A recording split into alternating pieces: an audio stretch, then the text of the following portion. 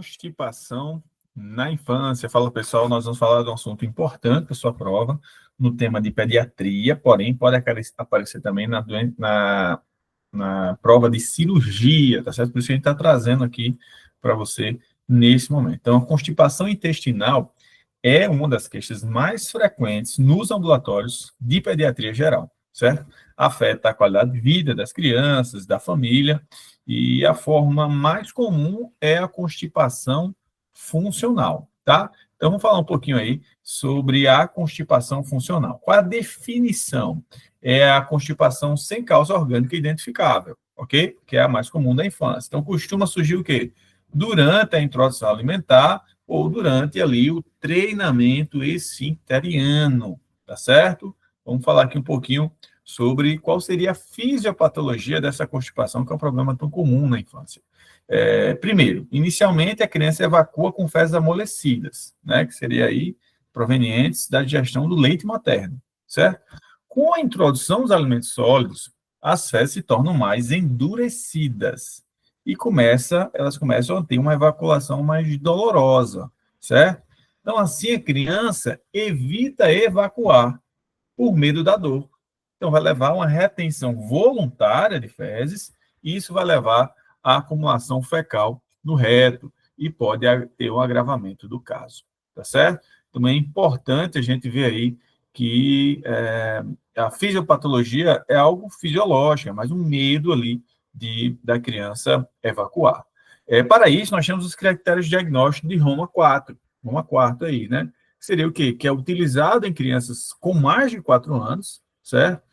Considera 2 ou mais critérios por pelo menos um mês. Então, vamos lá. Primeiro, quais são os critérios? Menos de 2 evacuações por semana. Ok? Pouco, né? 1 ou mais episódios de incontinência fecal por semana, certo? Aí, né? Importante. Retenção voluntária excessiva de fezes, aí já fica meio que subjetivo, certo? Evacuação dolorosa ou fezes endurecidas, aí é mais fácil de avaliar, né? E fezes em grande quantidade obstruindo o vaso sanitário, né? E, por último, a presença de massa fecal no reto ao exame físico, tá certo? Então, aí seria aí os critérios de Roma, ok? Vamos lá. Max, mas como é que a gente vai tratar isso? Vamos lá, o que é importante para a sua prova? Desimpactação fecal, quando a retenção é evidente. Se você tiver um episódio desse, você tem que se confirmar com toque retal, né? Pode ser por via oral, né, que é o polietileno glicol, ou retal, que é o enema, aí em casos selecionados. Pode fazer a manutenção com laxativos, tá certo? Então, para ver aí por exemplo, também com polietileno glicol, lactulona, leite de magnésia, certo? Óleo mineral, mas aí é contraindicado em lactentes devido ao risco de pneumonia lipoídica, certo? Por aspiração. Então, tem que tomar cuidado aí com óleo mineral. Mudanças de hábitos, então aí uso adequado do vaso sanitário, com apoio dos pés, né? A alimentação rica em fibras e líquidos e atividade física regular. Para criança é mais difícil, né? Mas enfim. Agora é o seguinte, o que é importante aí, além do tratamento? São os sinais de alarme. Quais são os sinais de nada? Você tem que suspeitar de causas orgânicas que podem estar levando a essa constipação, ou seja, não é constipação funcional. Então, quando você tem uma constipação desde o primeiro mês de vida, um atraso de eliminação do mecônio por mais de 48 horas, história familiar de doença de Hirschsprung, que a gente vai falar, né? Fezes em fita, estreitas e longas, certo? Sangue nas fezes sem fissura anal visível. Você tem sangue, mas você não está vendo a fissura. Tem um déficit no crescimento, tá bom? Febre e vômitos biliosos, sugestivos de obstrução intestinal.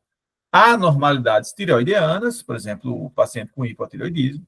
E quando você tem um exame físico com, né, distensão abdominal acentuada, fístula perianal, né, posição anal anormal, sinais de disrafismo oculto, né, onde você tem aqueles tufos de pelos na região lombar, algumas manchas, tá bom?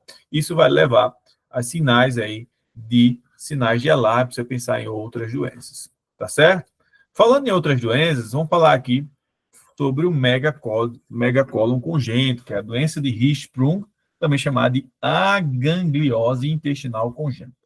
Então, como definição, é a ausência congênita de células ganglionares nos plexos de Meissner e Auerbach, principalmente no reto e sigmoide, certo? E isso vai levar, a ausência dessas células, né, vai levar à incapacidade de relaxamento do esfíncter, levando à obstrução funcional, tá certo? Como o quadro típico dessa doença de Hirschsprung seria o atraso na eliminação do mecônio, você tem que aparecer isso na sua prova, né, maior que 48 horas, uma constipação desde o primeiro mês de vida, ao toque retal, você vai ter uma ampola retal vazia, com fezes explosivas ao toque. Então, lembra disso aí, para você marcar na hora da sua prova. É uma complicação grave, que seria a enterocolite associada a Hirschsprung. Então, seria diarreia explosiva e fétida, distensão abdominal importante, e vômitos você poderia suspeitar da enterocolite, que seria uma complicação da doença de Hirschsprung. Como diagnóstico, lembrar, a gente tem um enema opaco, que vai visualizar o cone de transição, tá certo? Pode ser feito uma manometria ano-retal, onde você vai ter a ausência de reflexo reto-esfincteriano inibitório, tá certo? E a biópsia retal, que seria o padrão ouro, vai mostrar a ausência das células ganglionares. Só lembrar aí desses exames aí para a hora da sua prova. Tudo bem? Max, tratamento cirúrgico, ressecção do segmento que não tem as glândulas aí, os gânglios, né, que seja o segmento aglionar. Aí depois da ressecção, você vai fazer a anastomose do colo normal com o reto, certo? Que é a técnica de Soave, né, ou do Ramel. Beleza? Vamos fazer aqui um resumo final. Então, a constipação funcional é muito comum na infância, especialmente em períodos aí de transição alimentar e controle esfincteriano. O diagnóstico é clínico, com base nos critérios de Roma 4. Beleza? O tratamento envolve desimpactação, laxativos e mudanças de hábitos. Lembrar dos sinais de alarme, né? Para levantar suspeita de causas orgânicas, como uma principal para sua prova seria a doença de Hirschsprung. Beleza, pessoal? Espero que vocês tenham gostado dessa aula de dicas para sua prova, é um assunto importante tanto para a prova de pediatria como para a prova de cirurgia. Um grande abraço.